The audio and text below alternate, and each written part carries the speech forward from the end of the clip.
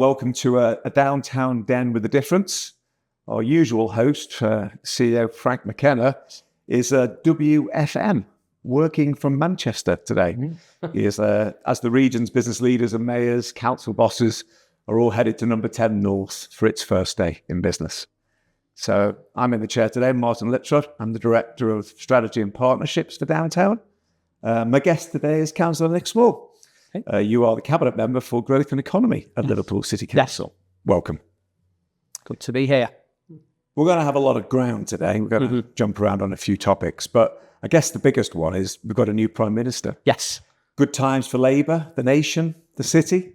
I think it is. I think there's a huge opportunity for Liverpool. I think in Andy Burnham, you've got a politician who is different from previous prime ministers. The fact that he's been the Manchester Mayor, the Greater Manchester Mayor, I think is really significant. I think the manifesto that he ran on to become Labour leader and Prime Minister is one of really get cities that really understands that we need to have growth outside of London and the South East. We need to balance the UK's economy, and there's a huge opportunity within that, I think, to create economic growth for the whole of the UK in every postcode of the UK. So I think Liverpool, this is a big moment for Liverpool. I think Andy will be is the first Scouse Prime Minister since Gladstone. I think first one actually born in the Liverpool City region. So I think there's a huge opportunity there for Liverpool to really make the most of this, to grab some of those, the new powers, the new freedoms, flexibilities, the new funding, the new profile that cities are going to have. And we're up for that within Liverpool and Liverpool City region. It appears that city regions and mayors are the tool of choice for devolution.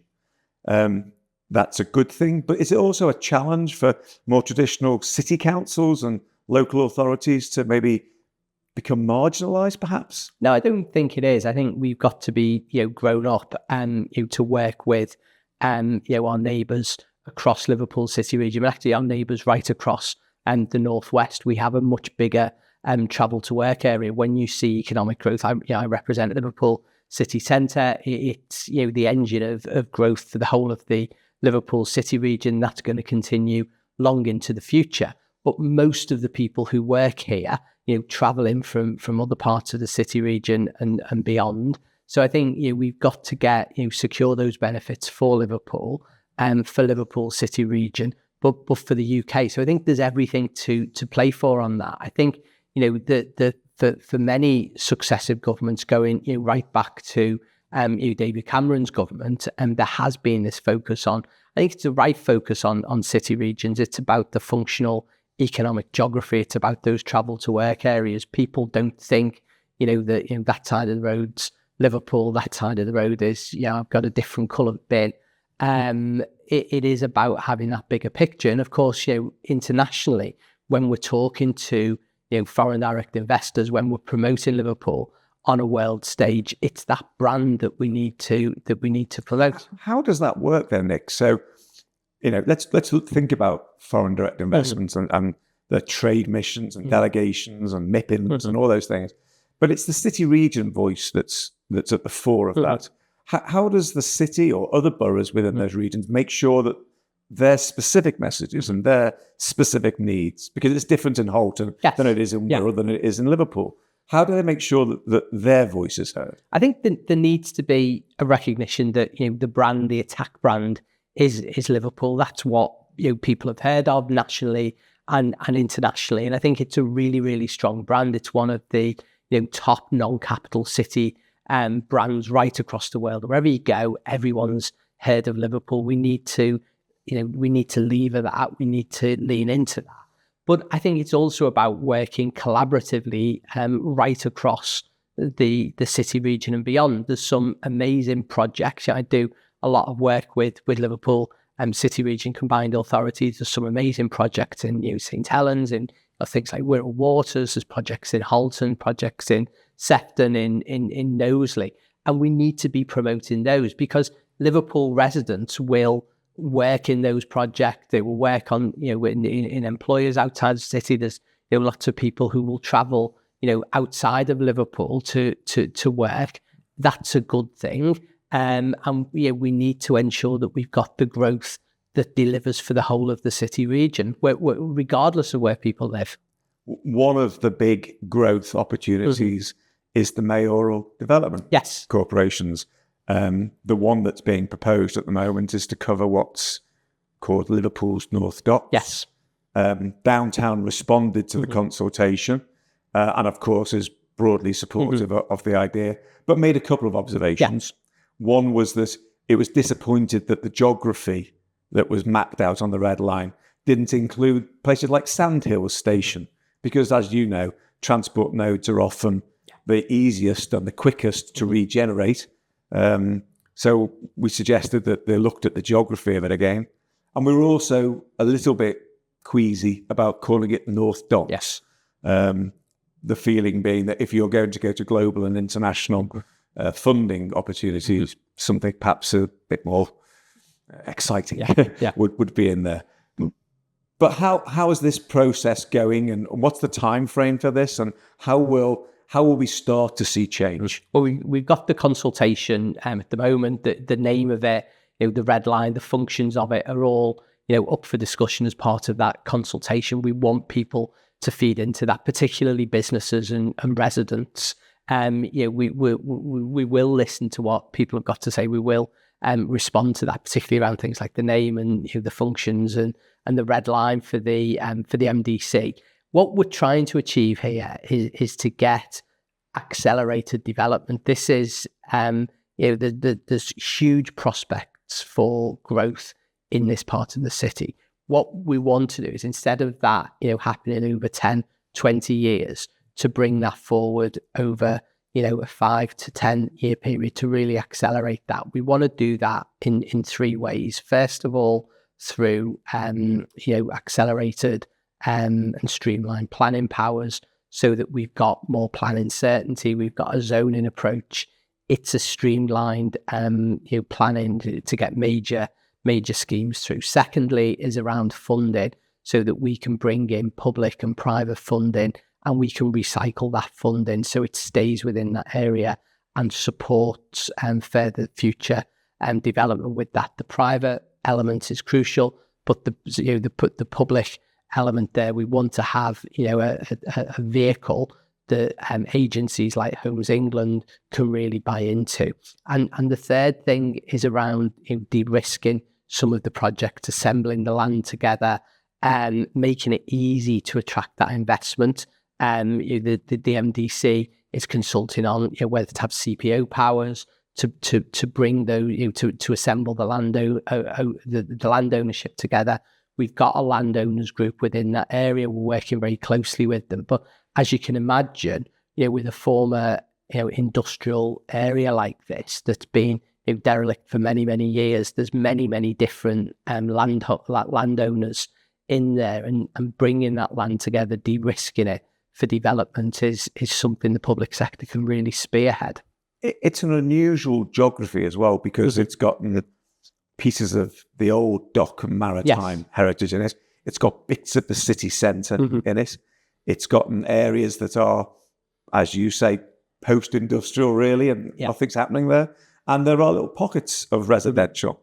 Does it best perform as a single MDC, or is it something perhaps that needs splitting up into smaller units? No, I think it's a cohesive area. I think there will inevitably be different usages of different parts of the MDC area. You've got places like Kings, it's currently a light industrial estate. You've got Pall Mall, was the former exchange station that the CA remediated a few years ago.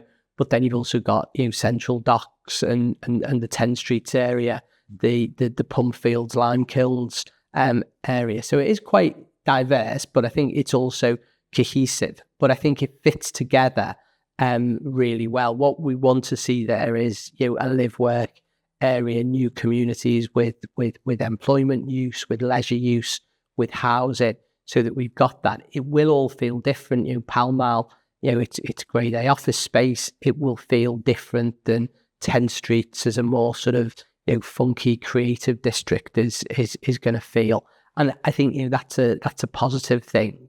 It needs to be there needs to be distinct character areas within there. You mentioned Pall Mall. Yeah. The city hasn't seen grade A commercial office space built for a number of years, 15, 16 years. It's been marketed by yourselves and the city region as an opportunity. And unfortunately, it didn't attract any private investment. Nobody, was interested in putting money behind it. And as a consequence, the council, I think, has underwritten the programme now. That doesn't sound very positive. That doesn't sound like a good first footing in this new development. Is there something more that can be done to make perhaps investors have more confidence in Liverpool? Well, I think this is about, we did the deal to front fund Pall Mall because I think there is market failure.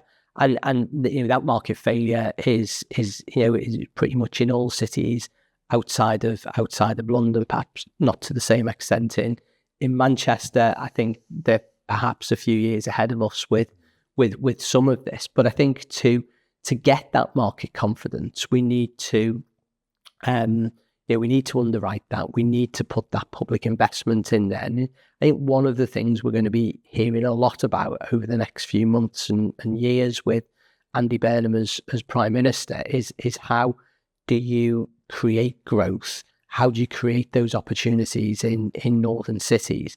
There has been market failure. So I think there is an appropriate role for the public sector to invest, to front fund, to bring the land together, to do what the market won't do. And it's doing that to accelerate the development, to increase the market confidence and bring in that private sector funding. So I think, alongside of the council's funding into this, we're also attracting funding from other sources, and we will attract private sector funding in that. But it's about the end users, and it's about doing that. So I think one of the challenges is, without and it's a chicken and egg situation, without the end users, a developer can't get the bank funding to go and do it. Without the certainty for the end users that, it's going to be complete by a certain date, the end users won't sign up. So this kind of deal unlocks schemes like this, and I think is a positive thing for the whole of the city. Yeah, I mean, obviously downtown and our members support growth and expansion of the city. We've had a lot of we've spoken a lot to potential employers and to businesses, both within Liverpool, existing companies in Liverpool. And you only have to look into the decision in BT. We need to retain good employers in Liverpool. We need to listen to their needs and what they want. It's good quality, net zero, carbon neutral buildings. It's also about the quality of the place around it, which is why we're putting the money into the green space.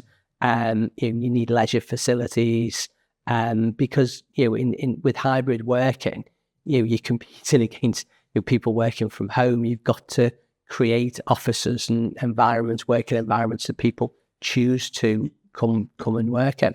You're also competing with other places. Yes. Birmingham, Manchester, Bristol, I think, are probably the go-to locations in the UK at the moment. The next level of cities where Liverpool sits, which is Newcastle, Sheffield. Are we behind the curve here? Has Manchester and Birmingham and other places, because they've already gotten the infrastructure in place, are they better positioned to be an attractive option to inward investments? And what can we do in Liverpool to speed up, to catch up, and to get back on track? Since I've been doing this role, growth and economy, for the last 3 years, I've said, one thing I've always said on this is that we shouldn't be beating ourselves up about where we compare with Manchester, where we compare with other places. Manchester's a fantastic city. I spent 8 years working in Manchester. It's a great city to work in, but it's a very different city to Liverpool. We have a different set of strengths. We have a different set of opportunities and prospects in Liverpool. We should be shouting about those. We should be the best version of Liverpool that we can be. We compete against Manchester. We compete against other cities. That's, that's good for everyone, that there's some competition in there. But it's about focusing laser-like on those areas that we do really, really well in Liverpool. If you look at something like business and professional services, 51,000 people in Liverpool City region work in that sector. We have a very different sector than Manchester does. We have different strengths. We have different companies. We have different prospects in there. We should be focusing. We should be listening on what we can do to boost that, and what we can do to support that, and that's what we're trying to do. So it's not about, we shouldn't be running ourselves down on this. We should be confident, because I think we have some genuinely global prospects for Liverpool and to take this city forward. One such example of success is Liverpool John Lennon Airport. Yes. You've recently called for an expansion there. Now, Liverpool John Lennon Airport is largely a tourism and charter airport. How would expanding the airport be an economic driver? What would be different?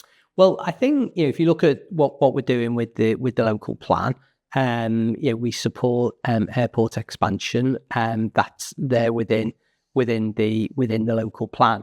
Liverpool John Lennon Airport operates in a it competes a bit with Manchester, but it's a different offer to Manchester. It's operating at base capacity at the moment, so we'd want to we'd want to work with the airport to look at what they need to increase that, the number of planes based in Liverpool. We want to see the expansion of routes in Liverpool. We're seeing more passengers coming through Liverpool, which is really, really positive.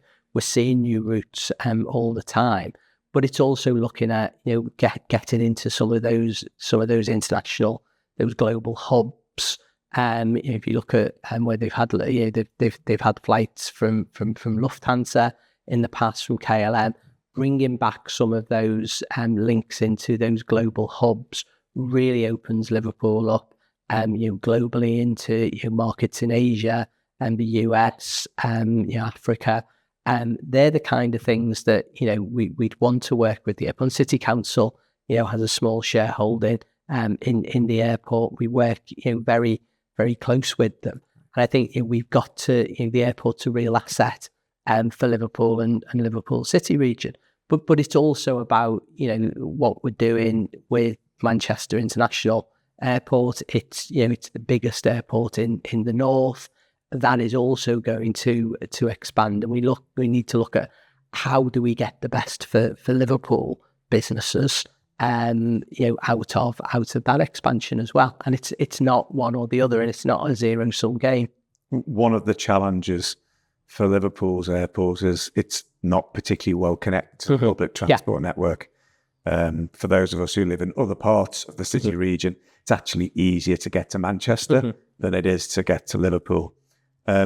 Any possibility that these new trains might one day make it out to the airport and connect the city? I mean, these are all things that we need to be looking at, but we need to be focus on what Liverpool John Lennon Airport does really well at the moment. I'd always prefer to fly from there when I've got the opportunity to, compared with Manchester, because it's a much more pleasant experience. And I think that is also important as well as connectivity. But we want to look at ways of improving the connectivity. The bus rapid transport scheme that will be on board in a few years' time, and that will provide that direct fast link to the airport from Liverpool city centre, from other key points in the city. And this is going to be really important for the airport and for its future. Staying with transport, the city recently extended parking charges into the evenings, and quite a furore, quite a backlash from that. Were you surprised at how much negativity, particularly from the hospitality sector, has come forward on that? I think no one likes paying extra parking charges. I think when the council took this decision, we looked at a lot of the evidence in there. It was about getting better parking enforcement. So the money from this is being ploughed back into better parking enforcement, because people were saying we want to see that in the city centre, but across the whole of the city. And it's also about looking at a benchmark with what other cities are doing, with what other cities are looking at doing. So we're future-proofing that decision. But it's also, a recognition that the nighttime economy has changed in Liverpool. And, if you look at since Liverpool One's opened, it's more of a, it's more of an evening economy. It's more of a, people will come to shop, people will come to eat. It's probably less reliant on alcohol than it's been in the past. So I think it was time to look at those, to look at how it changed.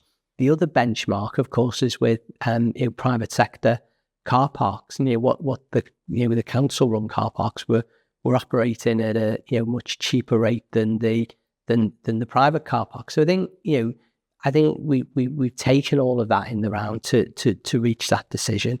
The indications that we're getting in terms of footfall, in terms of spend, we have listened around. We made some changes initially to the scheme around Hope Street, because we listened to what the businesses and what the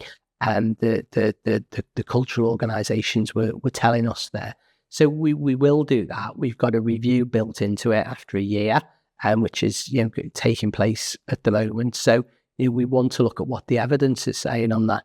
Well, one of the criticisms that was made, and obviously there's legal challenges ongoing, so we won't get into those, but one of the criticisms that was made was the hospitality sector in particular, the bids, the downtown's hospitality members and others, didn't feel like the consultation had really been as robust as it could have been. And a lot of the things that are being altered and corrected and probably going to be addressed could have been flagged and pointed out earlier in the process.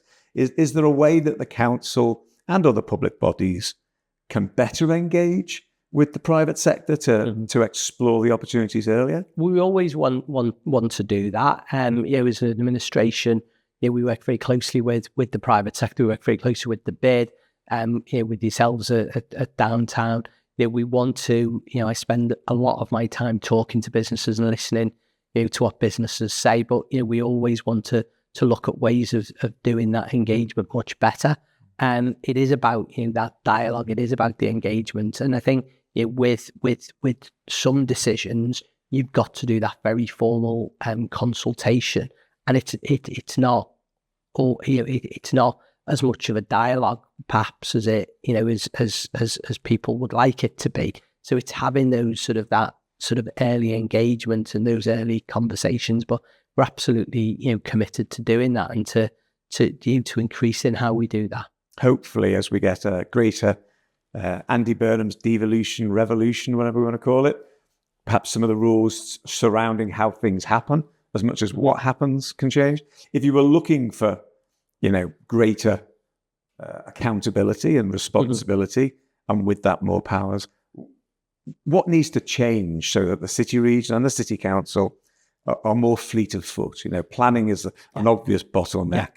Land valuations, challenges as well. But what could you do to speed things up, to make things less, more frictionless? I think it's things like infrastructure. I think nationally, we haven't been great at building infrastructure. Whether that's things like power stations, it's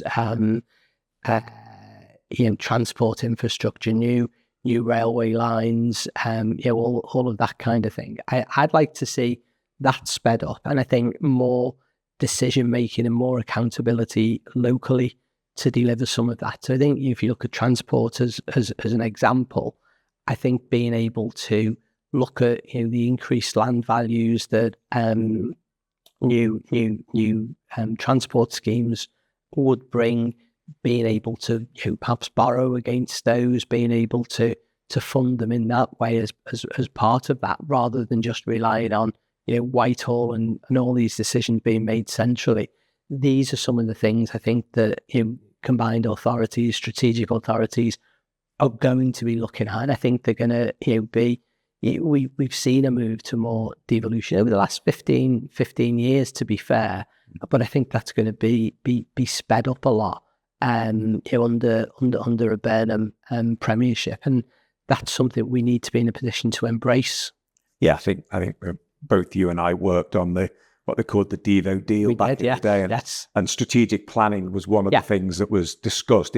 Those powers didn't come to Liverpool, but even with housing as well, and I think if you look at under the planning reform agenda, there's provision within that to pool housing targets within city regions. This is something we want to actively explore in Liverpool, and we've got the space to be much more ambitious with housing, to go above and beyond some of the housing targets that have been mandated to us by in the city of Liverpool by central government. This is it's a win-win. We want to have that dense urban brownfield development in Liverpool. We want that, and I think that will be well received across the rest of the city region. So some of the things we've been working on with Sefton Council and with the Liverpool North Newtown is something that we want to continue to have that, to make the case for things like that with central government. One of the statutory requirements is a local plan that explains where housing numbers are going to get met, but it also is a placemaking document as well. You're about to publish, I believe, the local plan. What's in it? What's going to be different, and what's the vision that it delivers? So we've published the local plan. It was signed off by Cabinet recently. It's going to full council shortly. It goes out to consultation, then it goes through a process called independent examination by central government. So it's about new homes. We're going to build 33,000 new homes over the next 15 years. 15-year spatial planning document for the city of Liverpool. It's about increasing the city's population. We've got a population of around about 500,000 at the moment. We want to increase that by about 70,000, so 15% increase. It's also about identifying those new employment sites across the city, so that we've got the space with things like health and life sciences, advanced manufacturing, creative and digital, the whole tech side of it, that we've got the right space. I mean, we talked before about the Pall Mall and the need for new Grade A office space in the city centre. So it's focusing on all of these things, but it's also looking at things like high streets and how we have better high streets, how we have high streets that are more. And high streets facing massive challenges at the moment with Amazon, online shopping. It's how we can curate high streets much better, how we can have an experience in places like Grady or Old Swan, whatever, right across the city. How we have fewer late night takeaways, fewer vape shops, those kind of businesses that aren't necessarily adding to an area, fewer betting shops, adult gaming centres, looking at the whole public health agenda as part of it. So it's a really exciting piece of work. I've spent 3 years working on this, and it's all sort of coming together over the next few weeks. One of the biggest challenges Liverpool faces is productivity. The city's largely committed itself to a retail hospitality kind of business centre. It draws in crowds for that, and it creates jobs through that, but typically lower paid jobs and lower productivity jobs. With 4 universities and 2 colleges and other things, how can we leverage that into better productivity, higher paid jobs that increase the economic value of Liverpool? This is exactly what we're trying to do, and the local plan is a response to that. So if you look at the local growth plan, if you look at the UK government's modern industrial strategy, it's very clearly in Liverpool City region. It's based around health and life sciences. It's things like biomanufacturing, it's genomics, it's the AI research, it's material sciences and how that links in with that. It's creative and digital, it's film and TV, it's content creation, it's the work that we're doing around that, and it's advanced manufacturing. So looking at things like automotive and how that's going to change, and biomanufacturing, vaccine manufacturing. We've got some genuinely world-class assets in the Liverpool City region around those three areas. So they're the frontier areas that we want to see more and better jobs, the high quality jobs. And we're third now in the UK to Liverpool for graduate retention. Who'd have thought that even 10 years ago? We had great universities, but we weren't always. It was a great city to be a student in. Wasn't necessarily a great city to be a graduate or a young professional in. We are changing that. And part of that is about, having the jobs, having the quality of life, having the affordability and all of that together. If you look at the visitor economy sector, we went from having, no tourism at all to being, I think, we're the third biggest tourist city in the UK at the moment after London and Edinburgh. Now, that's really good. We want to maintain that. We want to look at moving that up the value chain. So if you look at the Open Golf last weekend, it's bringing tourists with a lot of money to spend, bringing better quality jobs, better supporting better hotels, better restaurants, better visitor economy assets in the city. We need to do more of bringing events like that into Liverpool, diversifying the type of events that we're doing, seeing the cruise liner terminal expand, and that's all really good stuff. So it's not about ignoring things like visitor economy. It's about building those new jobs, those more productive jobs, and in those frontier sectors for the city. Right. Well, look, with an Evertonian in Downing Street and also number 10 North, perhaps we'll have the opportunity to see some support and some backing. If you did have a word for Mr. Burnham, what would it be? I think to stick to your instincts on this. I think you're already seeing we're already seeing a bit of a pushback and a little bit of sneering around. I actually think having someone who's been the mayor of a massive global city region is really good experience to be prime minister, particularly around things like looking at those global challenges. This is it's the century of cities, so you're looking at some of the big challenges a prime minister will face on security, on on the economy. Actually doing that role as a city region mayor gives you a very different, a very valid insight into that. So I think it's stick to your guns, stick to the instincts on this, and I think the UK will come out of this much stronger.